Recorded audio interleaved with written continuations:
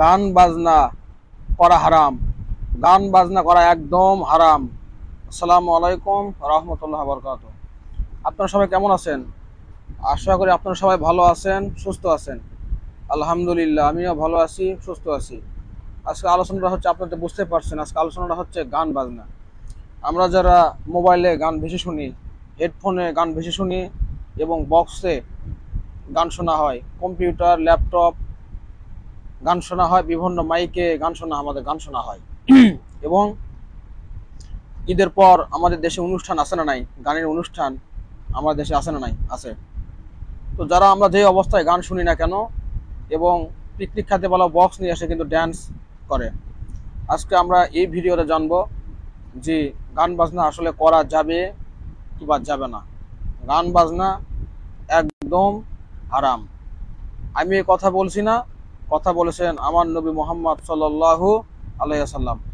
তাই কয়েকটা আমি হাদিস বলবো, আশা করি আপনারা সবাই বুঝতে পারবেন যে গান বাজনা আসলে করা ঠিক কি না ঠিক। তাহলে চলেন আমরা শুরু করা যাক। রাসূল সাল্লাল্লাহু আলাইহি সাল্লাম বলেছেন, অবশ্যই অবশ্যই আমার পরে কিছু আমার উম্মতের লোক আসবে, তারা গান বাজনা রেশম নেশাদার বাদ্যযন্ত্রকে হালাল মনে করবে এবং হালাল বলবে। আজকে হালাল বলিচ্ছে অনেকে, 10 লক্ষ টাকা চ্যালেঞ্জ দিচ্ছে, তারা বলতেছে কি গান বাজনা হালাল। তারা বলতেছে যে গান বাজনা করা হালাল, 10 লাখ টাকার চ্যালেঞ্জ দেয়, কিন্তু গান বাজনা করা কি হারাম। আমার নবী তো বলতেছে। হাদিস কিন্তু এখনো শেষ হয়নি, আরো হাদিস আছে এবং আরো হাদিস আপনার সামনে আমি শেয়ার করব। ইবনে আব্বাস রাদিয়াল্লাহু আনহু থেকে বর্ণিত, রাসূল সাল্লাল্লাহু আলাইহি সাল্লাম বলেছেন, নিশ্চয় আল্লাহ তাআলা মদ, জুয়া ও সব ধরনের বাদ্যযন্ত্রকে হারাম করেছেন। আব্দুল্লাহ ইবনে আব্বাস রাদিয়াল্লাহু আনহু থেকে বর্ণিত, রাসূল সাল্লাল্লাহু আলাইহি সাল্লাম বলেন, নিশ্চয় আল্লাহ তাআলা মদ, জুয়া ও সব ধরনের বাদ্যযন্ত্রকে হারাম করেছেন। এখন বাদ্যযন্ত্র কি আপনি বুঝতে পারছেন? কিবোর্ড, গিটার বাজায়, এগুলো কি? এগুলো হচ্ছে বাদ্যযন্ত্র, এলাকে হারাম করেছেন। হাদিস কিন্তু এখনো শেষ হয়নি, হাদিস কিন্তু এখনো অনেক হাদিস আছে, যেগুলো হাদিস আপনার সামনে আমি এখন শেয়ার করব, এখনই শেয়ার করব। আবু উমামা রাদিয়াল্লাহু আনহু থেকে বর্ণিত, রাসূল সাল্লাল্লাহু আলাইহি সাল্লাম বলেছেন, তোমরা নায়িকা নর্তকীদের বিক্রয় করো না এবং তাদেরকে ক্রয় করো না, তাদেরকে গান বাজনা বাদ্যযন্ত্র শিখিয়ে দিও না, তাদের উপার্জন হারাম। তাহলে এটা বলছে কে? বলেন তো, আমার নবী বলছে। কিন্তু আবু উমামা রাদিয়াল্লাহু আনহু থেকে বর্ণিত, রাসূল সাল্লাল্লাহু আলাইহি সাল্লাম বলেছেন, তোমরা নায়িকা নর্তকীদের ভাড়া করো না, তাদেরকে ক্রয় করো না, ক্রয় এবং বিক্রয় করো না। কথা বলছে কে? এটা আমার নবী বলছে, তাদেরকে ক্রয় বিক্রয় করো না, তাদের গান বাজনা বাদ্যযন্ত্র শিখিয়ে দিও না, তাদের উপার্জন হারাম। এখন আমাদের বাংলাদেশের নায়িকাদের অভাব আছে? বলেন, গায়িকাদের অভাব আছে? এরা হচ্ছে নর্তকী। কথা আমার না, আমার নবী কথা বলিচ্ছে, তাই না? আমার নবী কিন্তু বলিচ্ছে কথাটা কিন্তু আমি বলিচ্ছি না, আমি শুধু শেয়ার করে দিচ্ছি। তাদের উপার্জন হারাম। এবং নর্তকী মানে কি? এই ভিডিওতে আমি বলবো না যে নর্তকী আসলে মানে কি। নর্তকী মানে কি আপনারা তো জানেনই কম বেশি সবাই। দুধ চৈত্রা, বেহারা, হাজার হাজার মানুষের সামনে তারা শাড়ি খুলবে, বুকের থেকে ওড়না খুলবে, তাদের কোনো লজ্জা শরম নেই, তাদেরকে বলা হয় নর্তকী। সিনেমাতে দেখেছেন না আপনারা? সিনেমাতে দেখেছেন আপনারা কত নর্তকীর অভাব নেই, আর আপনারা তাদেরকে সেলিব্রিটি বানিয়ে দিয়েছেন। আপনারাই হচ্ছেন সবচেয়ে বড় কুলাঙ্গার। কিছু কিছু লোক আছে, তাদেরকে বড় বড় সেলিব্রিটি বলে। জাহান্নামের সেলিব্রিটি মিয়া, জাহান্নামের সেলিব্রিটি। এই নবীর কথার উপর কারো কথা চলবে না, কারণ আমার নবীর সুপারিশ ছাড়া আমি জান্নাতে যেতে পারবো না, আপনিও পারবেন না। আর আপনি নায়িকাদের নর্তকীদের ভিডিওতে লাইক করেন, কমেন্ট করেন, শেয়ার করেন, আপনার বাদাম ফাটাবি, একদম আপনার বাদাম ফাটাবি। এর জন্য সাবধান। আমি তো বলে দিচ্ছি যে গান বাজনা করা একদম হারাম। আমার নবী বলেছে, নায়িকা নর্তকীদের ক্রয় করো না, তাদেরকে বিক্রয় করো না। ক্রয় করতে নিষেধ করছে, তাদেরকে বিক্রি হতেও নিষেধ করছে আমার নবী মুহাম্মদ সাল্লাম, এবং তাদের উপার্জন সব হারাম। আর আজকে তাদেরকে আপনি নাম দিচ্ছেন কি? আপনার নাম দিচ্ছেন কি মিয়া? নায়িকা। তারপর কি দিচ্ছেন? হিরোইন। তারপর অ্যাক্টর। তারপর কি আরেকটা কি যেন আছে, আরেকটা কি যেন একটা আছে, সে আবার মনে করতেছে না। কি মনে হয় সম্মানীয় জাতীয় নাম। আল্লাহর হাবিব সাল্লাল্লাহু সাল্লাম বলেছেন এরা হচ্ছে নর্তকী, নর্তকী। আর আপনি নাম দিচ্ছেন কি? মডেল, অ্যাক্টর, নায়িকা। হ্যাঁ, আপনি নাম দিচ্ছেন হিরোইন, নাম দিচ্ছেন আপনি এগুলার। খবরদার, সাবধান। আজ বা কাল আপনাকে চলে যেতে হবে, কেউ থাকবে বেশি নাই। এর জন্য সবসময় সাবধানে থাকবেন, যাতে আমরা কোরআন ও হাদিস মোতাবেক জীবন যাপন করতে পারি। হাদিস কিন্তু আবার এখন শেষ হয় নাই, আবার হাদিস এখন আরো আছে। এবার যে হাদিসটা বলবো সেটা হচ্ছে নাফে রাদিয়াল্লাহু আনহু থেকে বর্ণিত। একদিন ইবনে ওমর রাদিয়াল্লাহু আনহু বাদ্যযন্ত্র শব্দ শুনতে পেলেন। তিনি কানে 2 আঙ্গুল ঢুকিয়ে রাস্তা পার হয়ে সরে গেলেন এবং নাফেকে বললেন, নাফে, তুমি কিছু কি শুনতে পেলে, বা তুমি কি কিছু শুনতে পাচ্ছ? নাফে বললেন, না না, আমি তো কিছু শুনতে পাচ্ছি না। ওমর তখন বললেন, জি, আমি শুনতে পেয়েছি, গান বাজনার সাউন্ড আমার কানে আছে, এই জন্য আমি কানে হাত দিয়ে রাস্তা হতে সরে গেলাম। বলছে, তোমাকে আমি, ওমর রাদিয়াল্লাহু আনহু বলছে নাফেকে, যে তোমাকে আমি যেভাবে জিজ্ঞাসা করছিলাম ঠিক এইভাবেই রাসূল সাল্লাল্লাহু আলাইহি সাল্লাম আমাকে জিজ্ঞাসা করছিলেন। তিনি ওই রকম, আমি ওনার সাথে ছিলাম, রাসূল সাল্লাল্লাহু আলাইহি সাথে আমি ছিলাম। তখন গান বাজনার সাউন্ড নবী মুহাম্মদ সাল্লাল্লাহু আলাইহি সাল্লামের কানে আসলো। উনি করলেন কি, কানে 2 আঙ্গুল ঢুকিয়ে, মানে আমার নবী মুহাম্মদ সাল্লাল্লাহু আলাইহি সাল্লাম কানে আঙ্গুল ঢুকিয়ে, সাথে ওমর রাদিয়াল্লাহু আনহু ছিলেন, রাস্তায় শুয়ে গেলেন এবং ঠিক একইভাবে ওমর রাদিয়াল্লাহু আনহুকে জিজ্ঞাসা করলেন আমার নবী, যেভাবে ওমর রাদিয়াল্লাহু আনহু নাবিকে জিজ্ঞাসা করলো। তাহলে আমার নবী যদি এবং ওমর রাদিয়াল্লাহু আনহু নবী সাহেবের সাহাবী, তারা যদি গান শুনে যদি আঙ্গুল ঢুকিয়ে যদি রাস্তা সরে যেতে পারে, আর আমরা গান বাজনা শুনবার 4 কিলো দূরে যাই, আমরা গান বাজনা শোনার জন্য 4-5 কিলো দূরে যাই, টাকা দিয়ে, গাড়ি ভাড়া দিয়ে 50-100 টাকা দিয়ে নর্তকীদের গান শুনতে যাই। এখানে গান হচ্ছে না, ওখানে গান, আমরা গান শুনতে যাই।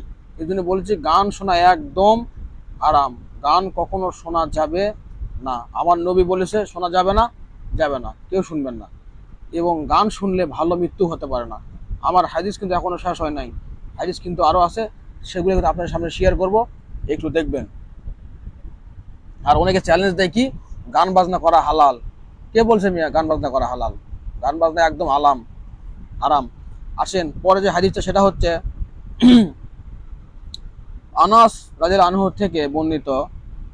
নবী করিম সাল্লাল্লাহু আলাইহি সাল্লাম বলেছেন, যখন, দেখেন এই হাদিসটা কিন্তু এমন একটা কথা আছে যেখানে অনেক কিছু শিক্ষা গ্রহণ আপনি করতে পারবেন। দেখেন আমার দেশে কিভাবে এগুলা হয়। দেখেন নবী করিম সাল্লাল্লাহু আলাইহি সাল্লাম বলেছেন, যখন আমার উম্মত নেশা পান করবে এবং নায়িকাদেরকে নিয়ে নাচ গানে মত্ত হবে এবং বাদ্যযন্ত্র নিয়ে বাদ্যযন্ত্র নিয়ে তখন ব্যস্ত থাকবে, তখন অবশ্যই 3টি ভয়াবহ বিপদ নেমে আসবে। এগুলা হলে 3টি বিপদ নামে আসবে। তা সেটা কি বিপদ আসবে? 1 নাম্বার হচ্ছে বিভিন্ন এলাকায় ভূমিকম্প হয়ে ধসে যাবে। আজ ধসে যাচ্ছে তো অনেক অনেক এলাকায় ভূমিকম্প হয়ে ধসে যাচ্ছে, এটা আল্লাহর পক্ষ থেকে গজব। বিভিন্ন এলাকায় ভূমিকম্প হয়ে ধসে যাবে, আমার নবী বলেছে ধসে যাচ্ছে, আজ ধসে যাচ্ছে। এই গান বাজনা বাদ্যযন্ত্র মদ এগুলোর কারণেই ধসে যাচ্ছে। 2 নাম্বার যেটা সেটা হচ্ছে উপর থেকে অথবা কোনো জাতির পক্ষ থেকে গজব চাপিয়ে দেওয়া হবে, মানে জুলুম অত্যাচার চাপিয়ে দেওয়া হবে। আজকে হচ্ছে আজকে কি আজকে হচ্ছে 3 নাম্বারটা হচ্ছে অনেকের পাপের ধারণ আকৃতি বিকৃতি করা হবে অনেকে, আজ এগুলো হচ্ছে। আর এই গজবের মূল কারণ হচ্ছে 3টি। এই গজব 3টা গজব, যেটা 3টা গজব আসার কারণ হচ্ছে 3টি। 1 নাম্বার হচ্ছে মদ পান করা, 2 নাম্বার হচ্ছে নায়িকা নর্তকীদের নিয়ে নাচা গাওয়া, গান গাওয়া, এবং 3 নাম্বার হচ্ছে বাদ্যযন্ত্রের প্রতি আগ্রহী হওয়া। অনেকে বাদ্যযন্ত্র দিলে দেখবেন এভাবে ডান্স করে, এভাবে ডান্স করে, বাদ্যযন্ত্র এভাবে দিলে দেখবেন ডান্স করে, এগুলা হওয়া, এগুলা কিন্তু করা। বুঝতে পারছেন? আমার হাদিস কিন্তু এখন শেষ হয়নি। তাহলে গান বাজনা বাদ্যযন্ত্র মদ খেলে কি হবে? এই 3টা বিপদ নেমে আসবে। তাহলে গান কি এখনো আপনি হারাম বলবেন, হালাল বলবেন? বলেন না, গান শোনা হালাল না, গান শোনা হচ্ছে হারাম। এবং হাদিস কিন্তু আমরা এখন শেষ হয়নি, আরো হাদিস আছে। ইবনে আব্বাস রাদিয়াল্লাহু আনহু থেকে বর্ণিত, রাসূল সাল্লাল্লাহু আলাইহি সাল্লাম বলেছেন, অবশ্যই অবশ্যই আমার উম্মতের কিছু লোক রাত্রি অবহিত করবে বিভিন্ন ধরনের খাদ্য পানীয় দিয়ে, বিভিন্ন ধরনের খাদ্য পানীয় দিয়ে ভোগ বিলাসিতা হবে। এই বিভিন্ন ধরনের বিনোদন আনন্দ প্রমোদ এই অবস্থায় তাদের সকাল হবে শুকুর বাননের পরিণতিতে তাদের হবে।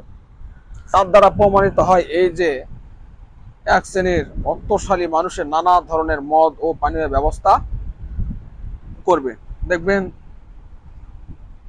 যাদের টাকা আছে পয়সা আছে তারা আস্তাই করতেছে, নায়িকাদেরকে নিয়ে এসে মেয়েদেরকে নিয়ে এসে ডান্স গান শুনতেছে, এবং তারা মদ খাচ্ছে এবং জুয়া খেলতেছে, বাদ্যযন্ত্র শুনতেছে। আমার নবী বলেছে এগুলো করবে, তাই করতেছে। এবং বিভিন্ন ধরনের মুক্তিতে তারা বানরের সাথে তুলনা করা হবে, মুক্তি পূরণ করবে, মুক্তি পূজা করবে, অনুসরণ, এবং বিজাতির সাথে অনুসরণ করবে, বিজাতির সাথে অনুসরণ করবে। তাহলে এখন আপনি বলবেন গান বাজনা কি করা হালাল না হারাম? এখন কি বলবেন বলেন? হাদিস কিন্তু এখনো শেষ হয় নাই, হাদিস কিন্তু আরো আছে। আর একটা হাদিস আপনার সামনে এখন শেয়ার করি, সেটা হচ্ছে আবু মালিক আফসারী রাদিয়াল্লাহু আনহু থেকে বর্ণিত, নবী করিম সাল্লাল্লাহু আলাইহি সাল্লাম বলেছেন, আমার কিছু উম্মত মদ পান করবে এবং তাদের নাম রাখবে ভিন্ন, মানে তাদের নাম এমন এমন হবে যেটা আপনি কল্পনাও করেননি। এদের নাম রাখার বিভিন্ন কারণ থাকবে। আর তাদের নেতাদেরকে গায়িকা বাদ্যযন্ত্র দিয়ে সম্মান দেবে। নেতারা যখন যাবে বা নায়িকারা যখন যাবে রাস্তা দিয়ে, তখন তাদেরকে বাদ্যযন্ত্র দিয়ে সম্মান দিবে। আজ কিন্তু দিচ্ছে, কি দিচ্ছে না? আজকে ইউটিউব আর ফেসবুকের যুগ, আপনি দেখতে পাচ্ছেন যে তাদেরকে কিন্তু কি করা হচ্ছে, বাদ্যযন্ত্র দিয়ে বিভিন্ন নেতাকে নায়িকা গায়িকাদেরকে তাদেরকে সম্মান দেওয়া হচ্ছে। তাহলে আমার নবী যেটা বলেছে সেটা কি ঠিক না? সেটাই ঠিক। এবং আল্লাহ তাআলা তাদেরকে ভূমিকম্পের মাধ্যমে মাটিতে ধসিয়ে দিবেন। এই কাজগুলো করে, এই কাজগুলো তারা করে, তাদেরকে আল্লাহ তাআলা ভূমিকম্প দিয়ে মাটির সাথে ধসিয়ে দিবেন। কথা বলছে কিন্তু আমার নবী মুহাম্মদ সাল্লাল্লাহু আলাইহি ওয়াসাল্লাম। এবং এই হাদিস দ্বারা বোঝা গেল যে মানুষ মদ পান করবে, তবে মদের নাম অন্য হবে, আর নেতাও দায়ীশলীদের সকলের সঙ্গী হবে বাদ্যযন্ত্র ও নায়িকা। এদের চরিত্র হবে নোংরা। আমার নবী বলেছেন এদের চরিত্র হবে নোংরা। সব নায়কের, মোস্ট অফ দা নায়িকার চরিত্রই কিন্তু নোংরা। যারা সিনেমা করে তাদের চরিত্র কি? নোংরা। যারা নাটক করে তাদের চরিত্র কি? নোংরা। কারণ হাজার হাজার মানুষের সামনে তারা শাড়ি খোলে, তারা প্যান্ট পরে শুটিং করে, বুকে ওড়না নেই, কাপড় প্রায় ফুল ন্যাকেটের মতো। ন্যাকেট যদি পার্সেন্টেজ ভাগ করেন 80% ন্যাকেট, তাই না? এদের প্রিয় কাজ হবে অশ্লীলতা করা। এদের কাজ কি হবে? অশ্লীলতা করা। আমার নবী বলেছে এভাবে যে এদের কাজ হবে কি? অশ্লীলতা করা। আসলে নায়িকাদের কাজে হচ্ছে কি? অশ্লীলতা করা। তারা শরীরে প্রতিটি অঙ্গ বের করে ডান্স দিচ্ছে, তাদের কাজ কি? অশ্লীলতা করা না? এদের কাজ হচ্ছে অশ্লীলতা করা। এরা একটা গান গায়, একটা গানের ডান্স দেয় সামান্য কয়েক টাকার বিনিময়ে, কিন্তু এই গানের ভিডিওগুলো আমাদের মতো হাজারো যুবক দেখে, তাদের চোখের জিনা, অন্তরের জিনা এবং কি শরীরে প্রতিটি অঙ্গের জিনা হচ্ছে, কিন্তু কেউ এর প্রতিবাদ করে না, কেউ করে না। কিন্তু সবাইকে মরে যেতে হবে, সবাইকে চলে যেতে হবে, এর প্রতিবাদ কেউ করে না। আর তাদের স্বভাব হবে কৃষ্টি কালচার হবে শুকুর বানরের ন্যায়। স্যার এদের চরিত্র গ্রহণ করবে মানে এটা এমন এমন চরিত্র পাঠ নেবে এই নায়িকাদের, যেটা আপনি কল্পনা করতে পারবেন না, ভাবতেও পারবেন না। সামান্য কয়েক টাকার বিনিময়ে একজন ছেলেকে তাদের বুকের উপর নিতেও দ্বিধাবোধ করে না। আর এই যে নায়িকাদের বাপ বড় ভাই, এরা কখনো শাসনও করে না, তাদের হাজবেন্ড কখনো শাসনও করে না, অশ্লীলতা করে যাচ্ছে, এরা কিন্তু জাহান্নামে যাবে। এগুলো হাদিসে বলতেছে জাহান্নামে যাবে। এই জন্য গান বাজনা হচ্ছে একদম হারাম, একদম হারাম। রাসূল সাল্লাল্লাহু আলাইহি সাল্লাম এর সাওবান, রাসূল সাল্লাল্লাহু আলাইহি সাল্লাম এর দাস সাওবান রাদিয়াল্লাহু আনহু থেকে বর্ণিত, রাসূল সাল্লাল্লাহু আলাইহি সাল্লাম বলেছেন, আমি সবচেয়ে যাদের বেশি ভয় করি, রাসূল সাল্লাল্লাহু আলাইহি সাল্লাম নিজে কথা কিন্তু বলছেন যে আমি যাদেরকে সবচেয়ে বেশি ভয় করি তারা হচ্ছে এক শ্রেণীর আলেম সমাজ আর এক শ্রেণীর নেতা। এক শ্রেণীর কি? আলেম সমাজ, আর এক শ্রেণীর হচ্ছে নেতা। অচিরেই আমার উম্মতের কিছু লোক মুক্তি পূজা করবে। আমার উম্মত আজ করতেছে, কিন্তু এই মুহাম্মদ সাল্লাল্লাহু আলাইহি সাল্লামের উম্মত, কিন্তু আমরাও কিন্তু উম্মত, তাই না? উম্মত মুক্তি পূজা করতেছে এবং অতি শীঘ্রই উম্মতের কিছু লোক হিন্দু বা বিজাতির সাথে মিশে যাবে। আজকে আমরা বিভিন্ন মুসলমান, আমার নবী বলেছেন যে বিভিন্ন আমার উম্মতের কিছু মুসলমান লোক তারা বিজাতি হিন্দু খ্রিস্টান বৌদ্ধর সাথে মিশে যাবে, তাদের বন্ধু বানাবে, ফ্রেন্ড বানাবে, আজ কিন্তু মিশে যাচ্ছে, তাই না? যেতে এখন এগুলা ঠিক করবে কে? এই গান বাজনা এগুলো ঠিক করবে কে? 10 লক্ষ 20 লক্ষ টাকা চ্যালেঞ্জ তারা দিচ্ছে, বলেন তারা কতটুকু পড়াশোনা করছে? যে এই ছোট্ট একটা গানের ব্যাপারে তারা জানে না, বলেন এই গানের ব্যাপারে তারা জানে না, তারা আপনাদেরকে কি শিক্ষা দিবে বলেন? তারা বলে যে গান বাজনা করা হালাল, এই গানের হাদিসটা তারা জানে না, বলেন তারা আপনাদেরকে কি শিক্ষা দিবে? একটু ভাববেন। আর যে গানগুলো দেখে কিন্তু আমরা কিন্তু লাইক, কমেন্ট, শেয়ার, সাবস্ক্রাইব করে রাখি। আবার অনেকে ইউটিউবে, ফেসবুকে এসে বলে আমি একটা চ্যানেল খুললাম, অমুক চ্যানেলে একটা গানের মেনশন দেওয়া আছে, একটা ভিডিও আপলোড করবো, অমুক দিন একটা গান ছাড়বো অমুক একটা মেয়েকে নিয়ে, আপনি একটু দেখবেন। এরা হচ্ছে হারাম কাজের দাওয়াত দেয়, এরা হচ্ছে জাহান্নামে যাবে। হারাম কাজের দাওয়াত দেয়, প্রকাশ্যে হারাম কাজের দাওয়াত দেয়, কেউ কিচ্ছু বলে না, কারণ দেশে আইন নেই, দেশে ওইরকম আইন নেই যে হারাম কাজে প্রকাশ্যে দাওয়াত দেয়, ঠিক আছে? যেটা হচ্ছে আমার নবীর কিন্তু সুপারিশ ছাড়া আপনি জান্নাতে যেতে পারবেন না। আর আমার নবীর কথা আপনার কি মানতে হবে। আমার নবীর কথা আপনি যদি না মানেন জাহান্নামে যাবেন, যদি মানেন তাহলে আপনার কপাল খুলবে। কোরআন ও হাদিসকে বন্ধু বানাতে হবে। তো আজকে আমরা জানলাম যে সেটা হচ্ছে গান বাজনা হচ্ছে একদম হারাম।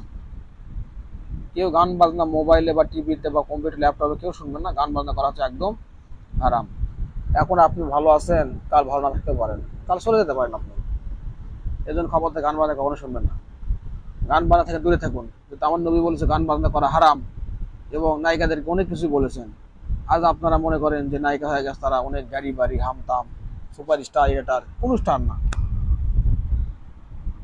নায়িকার টাকা বিনিময়ে সবকিছু করতে পারে, সাবধান।